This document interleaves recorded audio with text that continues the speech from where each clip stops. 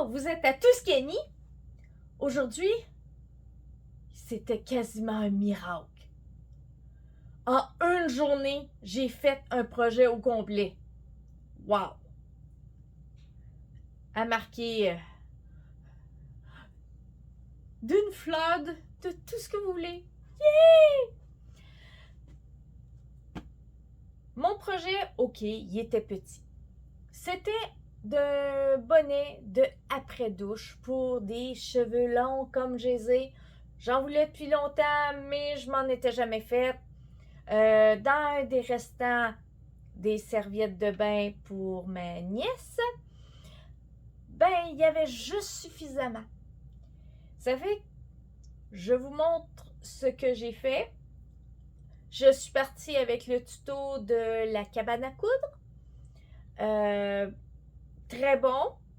Sauf que, comme de raison, il est arrivé un temps qu'à faire. Eh oui, un temps qu'à faire. Ça fait que non, j'ai pas suivi au complet toute sa méthode. Elle était bonne. Mais c'est certain que je ne la suivais pas au complet parce que je suis pas capable de suivre un patron au complet sans l'air. Ça n'a jamais arrivé à date. Et ça, je parle depuis que j'ai commencé à coudre. Ça fait que je vous montre toutes les étapes que j'ai suivies. À tout à l'heure. Si vous avez remarqué, j'ai commencé en pyjama. Mais en réalité, c'était une journée pyjama pour moi. Et comme j'ai fait tout le morceau en pyjama, au moment de la finition, j'ai fait immédiatement mes vidéos de début et fin. Je me suis pas réhabillée pour être autrement et vous verrez tout le long de la vidéo, le bord de mes manches, il n'a pas changé. C'est tous le même pyjama. Et je peux vous dire, beaucoup de mes vidéos, je les ai faites en partie en pyjama et en robe de chambre. Je sais pas pour vous, là, mais combien d'entre vous aiment coudre en pyjama ou en jaquette? J'aimerais bien le savoir. Je viens d'assembler le patron en grande partie de la cabane à coudre. Il est compatible formolette. La seule petite chose de différence, c'est qu'il faut couper ce petit morceau-là ici et aller le coller ici. Pour le reste, il s'assemble presque les deux doigts dans le nez. Oui, pour moi, il y a des niaiseries de plus, là, ici. C'est normal. Moi, pour les patrons que j'imprime, j'utilise souvent du papier qui a déjà été imprimé. Ça fait que ça arrive qu'il y ait quelques petites affaires de trop. Voici le morceau de tissu dans lequel je vais le faire. Je vous dis tout de suite. Il y a à peu près 14 pouces et des poussières. Bon, 14 pouces et un quart par 41,5. C'est certain, en le pliant en deux, que ça rentre pas. Mais, je vais le faire. Je viens positionner mon tissu comme il faut. De cette manière-là, je me suis mis une identification ici pour dire ça va jusque là. Et là, je vais tourner ça de l'autre côté. Et j'ai en masse de place, comme vous voyez, j'ai tout ça. Ça fait que je pourrais venir rapprocher ça. Et il va me rester, à l'autre bout, 6 pouces. Je suis dans la partie, je veux me débarrasser de ce petit bout de tissu-là. Ça fait que on y va, on commence le taillage. Une chose qui est importante, c'est quand même garder les droits fils. Dans ce cas-ci, j'ai encore une lisière, elle est ici. Ça fait que je commence par celui qui est le plus loin de la lisière. Je le mets, là, il est à 14 pouces du bord. Et si je le mets à 14 pouces du bord, comme ça, le droit fil est bien maintenu et je commence à tailler. Mes 2 morceaux sont taillés, puis même, il me reste ce petit morceau-là. C'est pas un projet qui prend beaucoup de dessus. J'avoue, dans mon cas, il n'y a pas de sens dans le tissu que je vais respecter, là, c'est pas... Mais s'il y a un sens exemple, un imprimé, ben, vous pouvez pas mettre ça en quincon comme je viens de le faire. Mais, s'il n'y a pas de sens dans le tissu, aucun problème, vous pouvez faire cette méthode-là. Comme j'ai une habitude de jamais respecter un patron, tel quel que je mets toujours un temps qu'à faire, ben, il vient d'en avoir un. Je viens de faire le ménage de ma garde-robe et j'avais ce bas de pyjama là, que le haut est scrap depuis un bon bout de temps et que le bas, l'élastique a craqué tantôt, là, il en reste plus gros et qui commence à avoir des petits trous. Des trous d'aération à des endroits qu'on veut pas. Vous savez, mais je l'aime. Je l'aime. Ben, je vais faire un upcycling. Et comme de raison, le patron de la cabane à coudre, ben, désolé, ça sera pas du billet que je vais mettre, mais je vais le doubler. J'ai vu un autre tuto que elle s'est doublée. J'ai pas testé si son patron était compatible formolette, mais ce que j'avais remarqué, c'est ici, il était beaucoup plus courbé. Ici, il y avait beaucoup plus de matériel là. Et je trouve que c'est pas nécessaire d'avoir autant de matériel à cet endroit-là. Je préférais le patron de la cabane à coudre. C'est avec. Dans tous les cas, les 2 tutos seront dans la barre en bas de référence. C'est avec. Ah, une autre chose. Faut toujours essayer de respecter le droit fil. Et dans un pantalon, le droit fil, on prend habituellement au niveau du genou et de l'ourlet. C'est en plein centre. À partir des hanches, habituellement, ça agrandit. Moi, je vois que le fil est comme ça, qu'il y a une courbe d'agrandissement ici pour les hanches. Puis ici, ça agrandit, ça tombe bien. J'ai besoin du maximum de la grandeur de la patte. Ça fait que, bon, ben, ça sera réglé un morceau de moins dans ma pile à upcycler de vêtements à changer en autre chose. Ça fait que vous devriez en avoir pas mal à un moment donné, des réparations puis des choses comme ça. J'ai une montagne. Et c'est fort probable le K2 ou le Mont Everest. Le patron de la cabane à coudre était des marges de couture d'1,5 cm pour faire des coutures françaises ou anglaises. Ça, c'est dépendant du continent. C'est la même affaire en passant. Ça fait que j'ai fait des coutures d'1,5 cm et j'ai les ai ouverts. Personnellement, si je ne l'avais pas doublé, j'aurais pas fait des coutures françaises, j'aurais plus pris des coutures rabattues.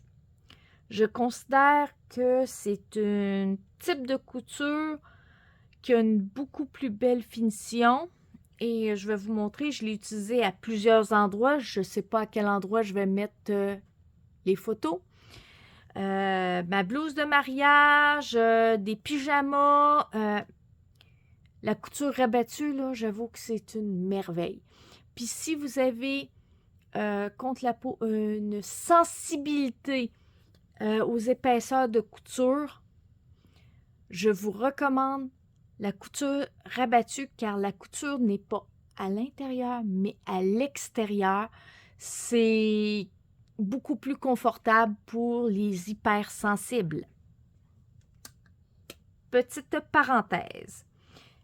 Bon, là, je vais assembler endroit contre endroit les 2. ne pas oublier l'élastique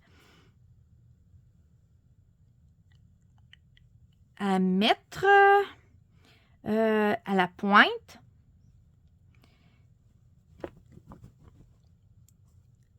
Et je vais tout épingler ça et je laisse une petite ouverture pour être capable de retourner le tout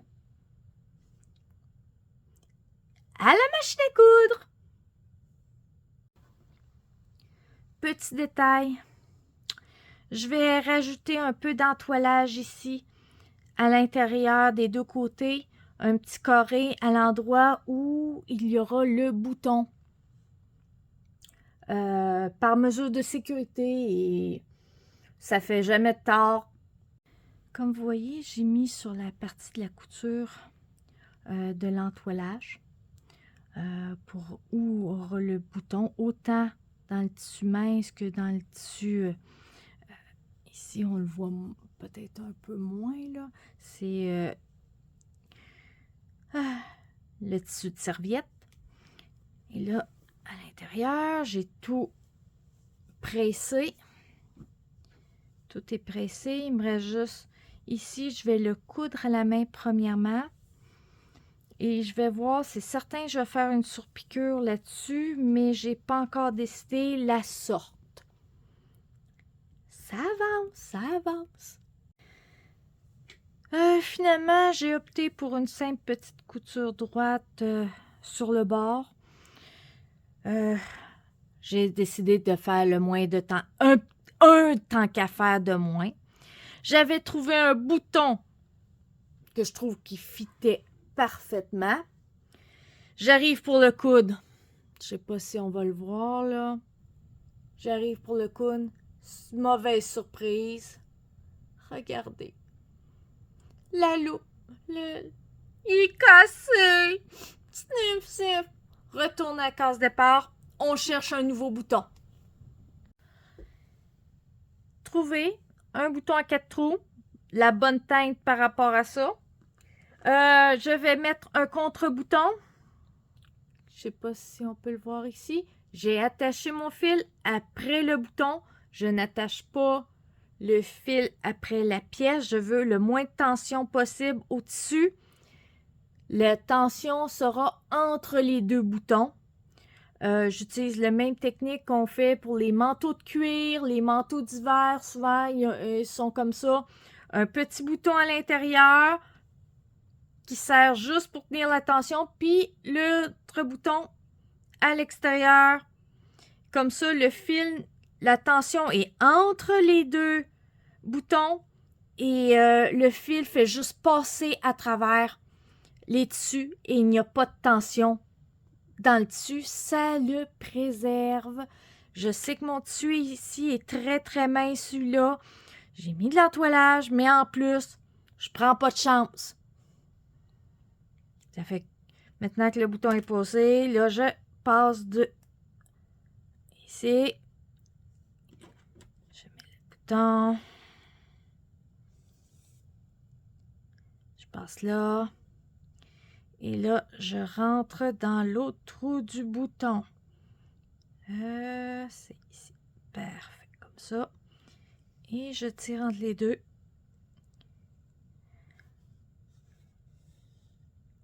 Et voilà. Et je continue comme ça. Et je fais un nœud. Et le nœud n'est pas sur le tissu. Je vais le faire autour du fil du bouton. Aucun nœud dans le tissu. Pour zéro tension. Fini. Il est posé, mon bouton. Avec un petit contre-bouton qui fait que ça va être solide et juste parfait. Voici une fois porté. Sûrement, il y aura une meilleure photo plus grande à côté. Déjà, je l'apprécie que tous mes cheveux soient ramassés. Peut-être pour moi, bon, à la longueur de cheveux que j'aurais peut-être rajouté un 10 cm, ça y est. Ça aurait pas été trop, j'ai les cheveux vraiment longs. Mais dans tous les cas, tous les autres que j'ai vus, la longueur du modèle était pas mal toujours la même, à 2 cm près à peu près, parce que j'ai regardé plusieurs autres tutos. Vous savez, je vous dirais, le patron de la cabane à coudre, ce qui est certain, il est compatible formolette, première chose. Il n'est pas trop volumineux ici. Je pense que j'apprécie ça. Peut-être que je l'allongerais si j'allais le refaire. Je le prendrais en plus en longueur. J'y rajouterais un peu en longueur. Si je le fais avec du billet, moi je le ferais avec des coutures rabattues plutôt que la couture anglaise. J'avoue que c'est une couture que quand je l'ai réapprivoisée, j'avoue que je suis tombée en amour avec cette couture-là.